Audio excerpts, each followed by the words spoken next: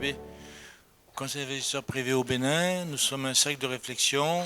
Nous travaillons sur différents sujets. Le sujet qui nous intéresse le plus récemment, c'est le numérique.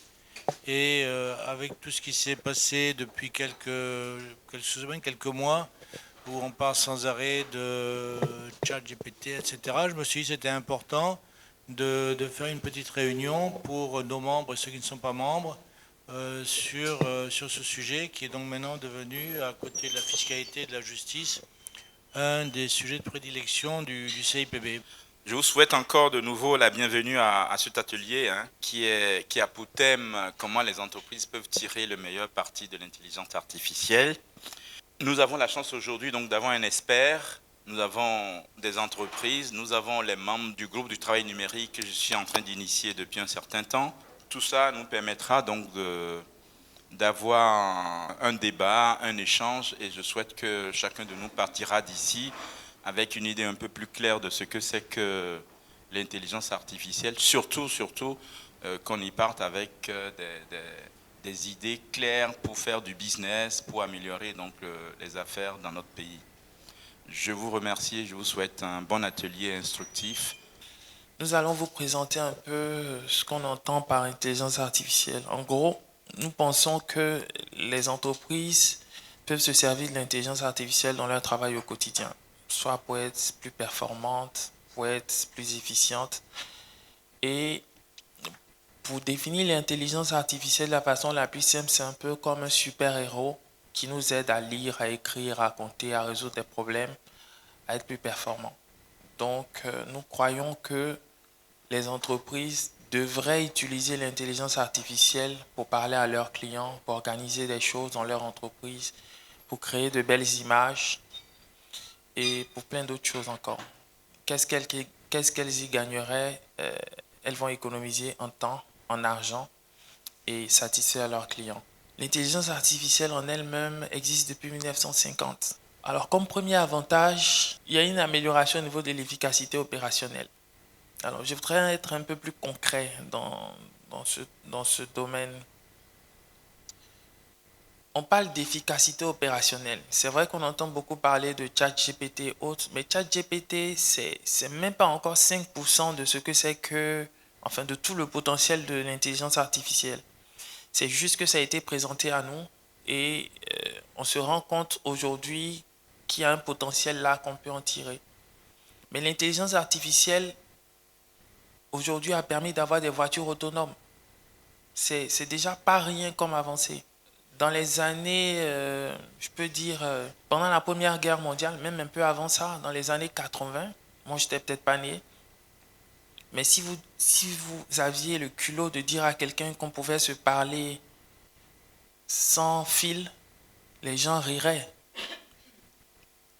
Et donc, on arrive à des avancées qui nous permettent aujourd'hui de pouvoir dire que d'ici peut-être 50 ans, l'homme pourra se téléporter. Pour le moment, on trouve ça fou. Il y a un siècle en arrière, si on disait que l'homme pourrait s'envoler, on se mettrait à rire.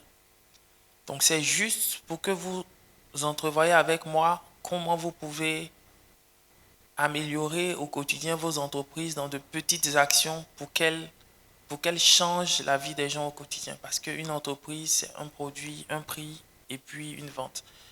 Donc si vos clients sont satisfaits de ce que vous leur apportez comme service, à coup sûr, ils vont vous recommander, ils vont s'attacher à vous.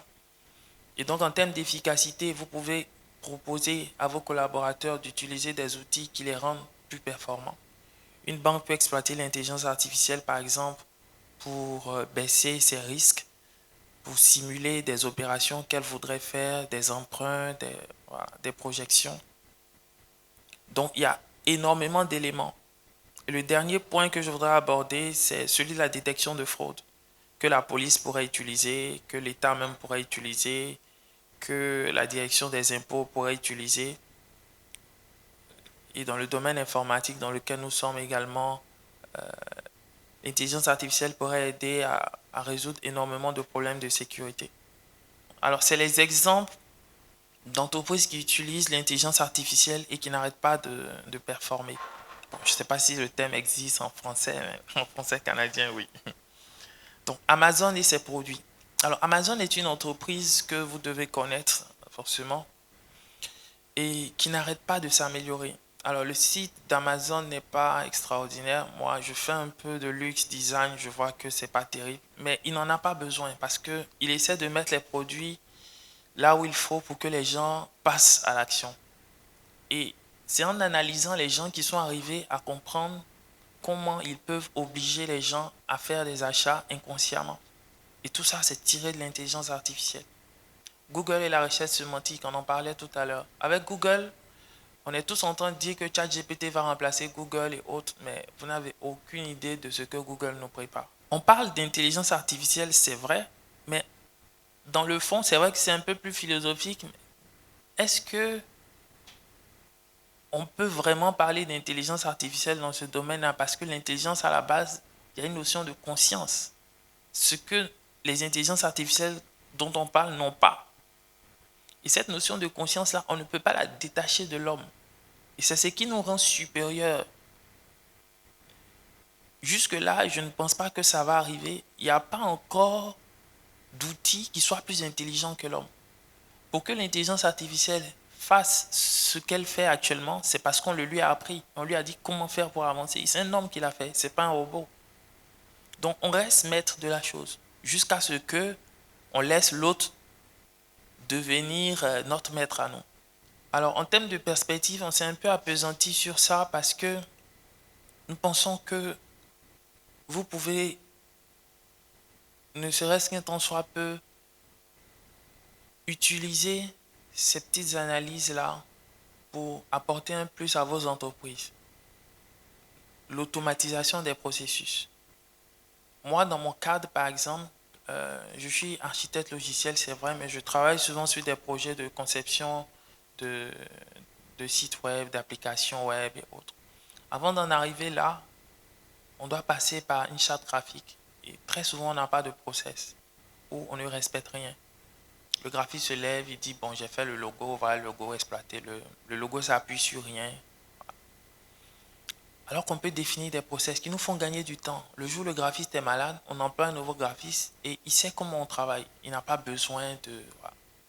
Et l'intelligence artificielle peut nous aider à mettre en place tous ces process. Ça améliore notre efficacité, ça nous aide à ne pas perdre de temps et tout ça.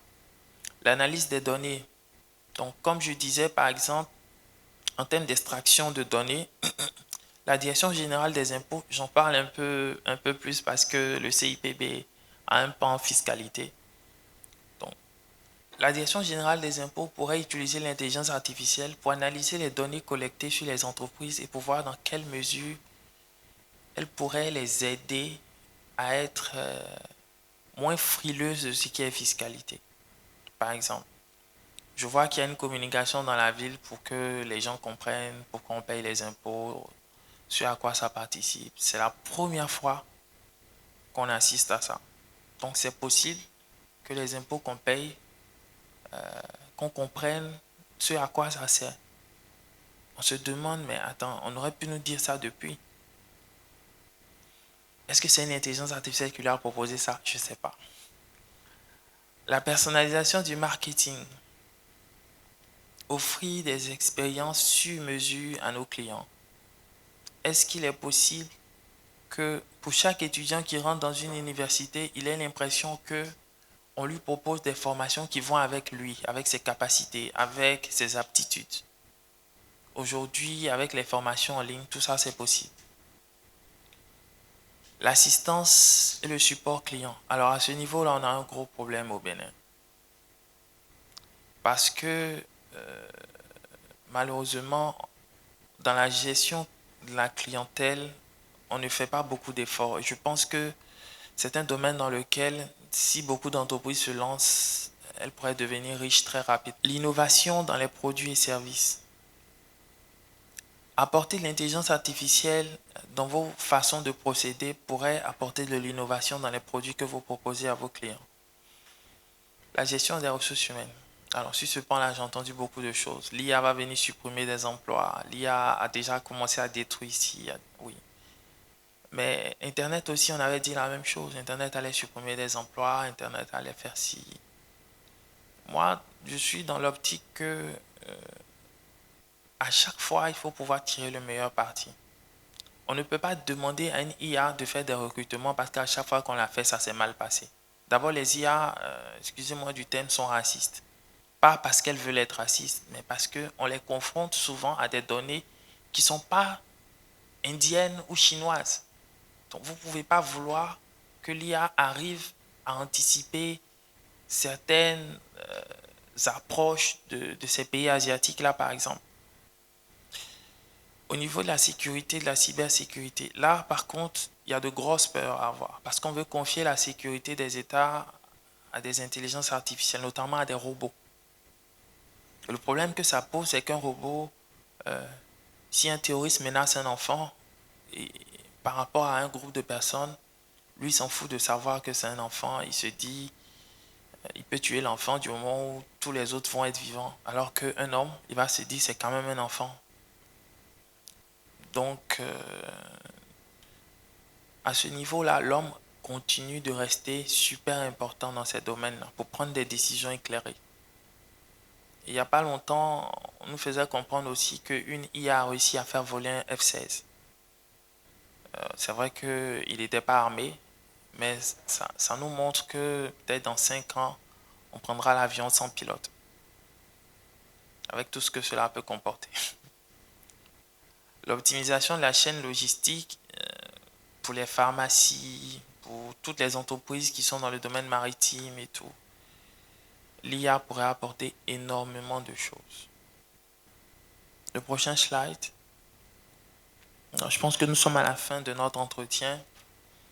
Et en résumé, on peut retenir que l'intelligence artificielle peut nous aider à travailler plus facilement, plus rapidement, plus intelligemment, si on sait prendre les choses. C'est un robot qui est dans un ordinateur et qui peut réfléchir, qui peut apprendre à faire les choses comme des humains. Demandez à une intelligence artificielle de vous coiffer, vous verrez que l'intelligence artificielle n'est pas si intelligente que ça, parce qu'elle ne pourra pas le faire. Donc, il y a des choses encore pour lesquelles elle est limitée, jusqu'à ce qu'on crée un robot qui sache coiffer. Et l'avantage que vous pouvez tirer de ça va forcément faire la différence. C'est un peu dommage, mais j'ai vu une image où les intelligences artificielles étaient en train d'apprendre à lire dans des bibliothèques du monde et nous, on était tous sur nos smartphones. Donc, les chances qu'elles deviennent plus intelligentes que nous sont un peu plus grandes chaque jour. Mais ça ne doit pas nous décourager. C'est pourquoi on va vous faire quelques recommandations pour celles qui veulent s'engager quand même à tirer le meilleur parti de l'IA. La première des choses, il faut que vous arriviez à définir de façon claire les objectifs que vous voulez vous fixer par rapport à ça. Donc, identifier les problèmes auxquels vous voulez apporter des réponses. Évaluer les ressources disponibles que vous avez en interne, s'il faut former du personnel, s'il faut recruter de nouveaux talents dans ce domaine-là. Il faut choisir les bonnes technologies parce que l'IA, c'est un domaine de l'informatique. Donc, il y a des solutions disponibles, c'est vrai, mais il y en a que vous pouvez personnaliser aussi. Le quatrième point, c'est de mettre en place une stratégie de données. On a la chance, notre pays en Afrique est devant en termes d'intelligence artificielle. On a déjà élaboré des politiques par rapport à ça et je pense que on est vraiment dans le meilleur pays pour tirer le meilleur parti de l'intelligence artificielle. L'intégration des systèmes existants.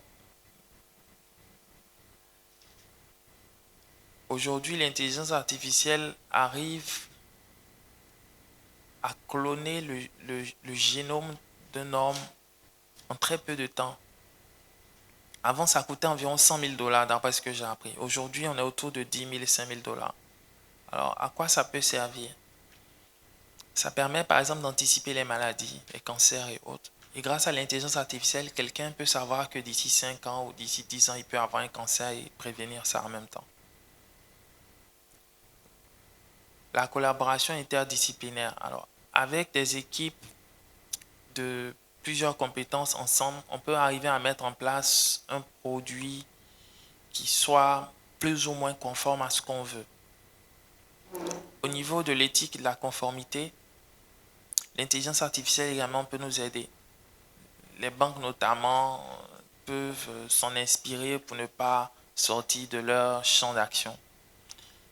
L'expérimentation et l'itération, donc la possibilité de prendre une intelligence artificielle, de l'intégrer dans nos façons de faire, de la tester avant de la déployer aux autres.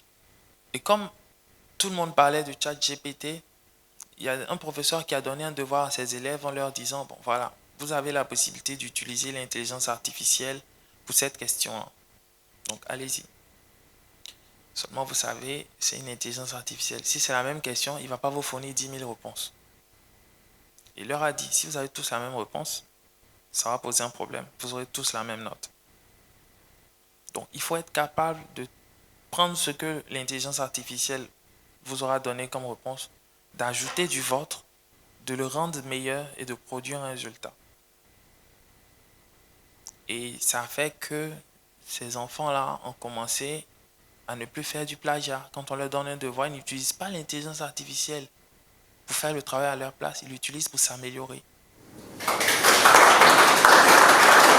On a beaucoup parlé de ChatGPT. J'espérais qu'on aurait une petite démonstration live, mais bon, on n'a pas eu.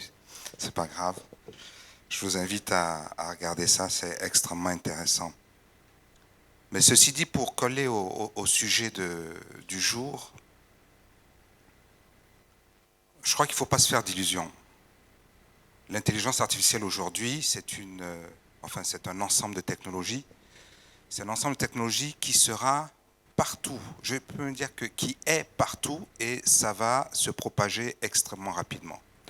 Aujourd'hui, un concepteur de logiciel, un éditeur informatique ne va pas concevoir un logiciel sans se demander comment est-ce qu'il va introduire dans son logiciel des éléments d'intelligence artificielle. Qu'est-ce que ça veut dire ? Ça veut dire qu'il va regarder comment son logiciel va pouvoir, en plus de faire ce qu'il doit faire, passer par une phase d'apprentissage automatique. Il va apprendre des comportements, des données, des choses comme ça, pour l'utiliser dans ce qu'il fait. Et l'intérêt, c'est qu'il va pouvoir délivrer tout seul sans l'intervention de personne. Et à mon avis, c'est là la différence entre ce qu'on faisait avant et l'intelligence artificielle, ce que l'intelligence artificielle nous apporte aujourd'hui. C'est-à-dire que toutes les recommandations qui ont été présentées, et bien présentées, merci, on les faisait avant, ou on aurait dû les faire. On n'a pas besoin d'intelligence artificielle pour faire une analyse de données et prendre une décision. Aujourd'hui, cette analyse de données s'accompagne de l'apprentissage d'un certain nombre de choses et de la prise d'action directement par le logiciel ou par le système. Donc c'est vrai que ça fait peur parce que il y a des biais qui sont introduits dans les logiciels d'intelligence artificielle, comme il y en a qui étaient introduits auparavant. Si vous faites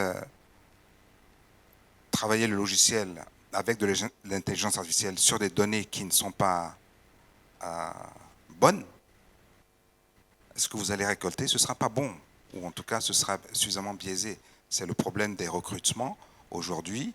Moi, si je suis une société qui recrute, je vais poster une annonce, je vais avoir 1000 candidatures, je ne peux pas regarder 1000 candidatures.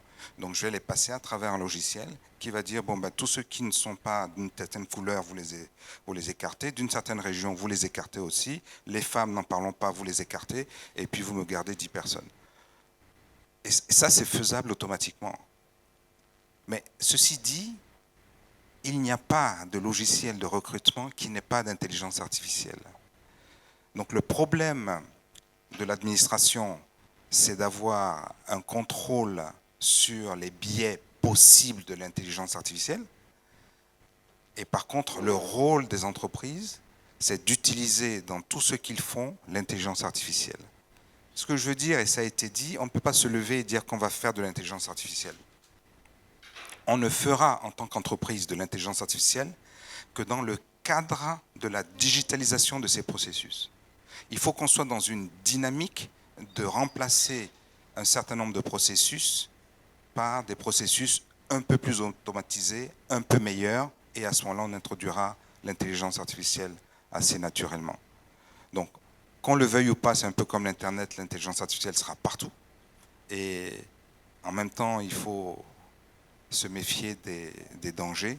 C'est pas pour rien que le patron de Tesla aujourd'hui se demande si on va pas pouvoir suspendre les développements en intelligence artificielle alors qu'il a été le premier à les utiliser. On voit la même chose sur Internet, etc., donc, ou sur les réseaux sociaux. Voilà. C'est à nous de maîtriser notre futur dans l'intelligence artificielle. Personne ne va le faire à notre place.